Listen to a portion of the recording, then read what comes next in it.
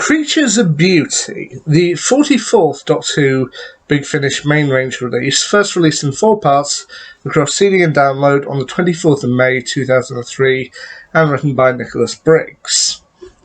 Now, the Doctor, voiced once again by Peter Davison, and his companion Nyssa, voiced by Sarah Sutton, end up landing on the planet of Velm, so that they can kind of regain their bearings, and the TARDIS can repair herself. However, while there, they end up discovering numerous things going on, including mutated people, and Nyssa ends up getting captured by a security company, and the Doctor has to fight to get her back. Whilst on the way, they meet several new characters, including Gilbrook, the chief security officer, voiced by David Dacre, Brodlick, the chief psychiatric interrogator, voiced by David Mallinson, a mysterious woman called Lady Forleone, voiced by Gemma Churchill, as well as several of her underlings, including Quain, voiced by Michael Hastings, Seedleson, a security agent, voiced by Michael Smiley, Marone, voiced by Philip Wolfe, and Veline, voiced by Emma Manson.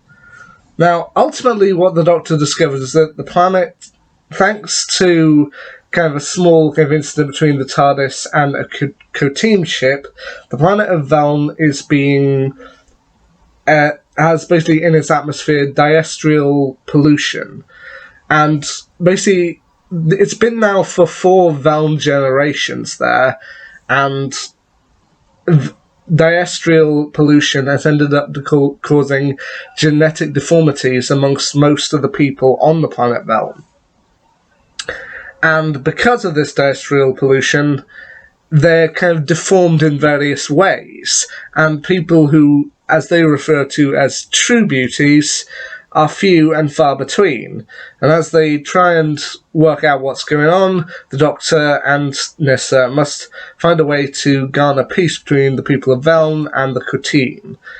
Now, I will admit this isn't necessarily the strongest story. I mean, looking back at it as a whole, it's probably fine. I mean, the thing about it that maybe does turn me off to a little bit, and it's not the story's fault, is that I think I did end up listening to this story in the wrong order.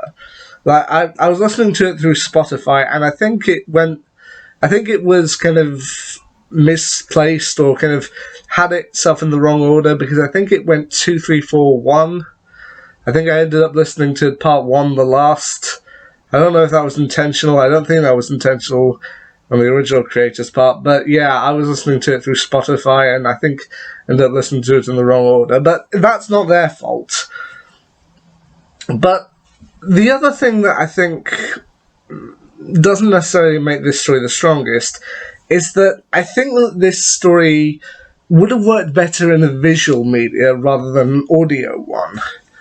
Because, I mean, the idea of the people of a planet being genetically deformed, or at least visually genetically deformed, I know that with a lot of the Doctor Who audio dramas, you do have to use your imagination. In fact, that's pretty much true of all of them.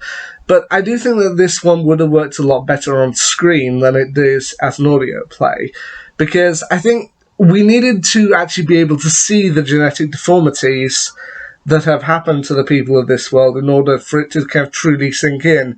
Whereas when you're listening to their voices, I mean, the Khatin have got a decent voice for an alien species. I mean, they're voiced by Nicholas Briggs, so you can't really complain about that. Nicholas Briggs, pretty much, this was before New Who truly began, but then he's done the voices of the Daleks, the Cybermen, and many more. So the Khatin have got a really good voice, but yeah, as I said, I do kind of wish we could have actually seen some of the genetic deformities, because otherwise, with this particular story, you're just kind of listening to the characters' voices, which is fair enough.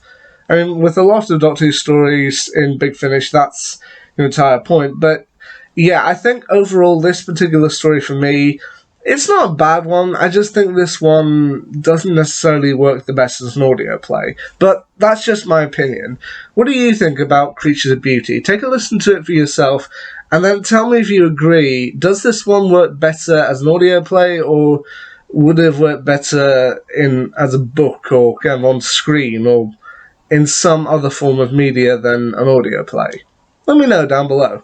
Anyway, will be my next audio drama? Well, we'll just have to wait and see. Till next time, see ya.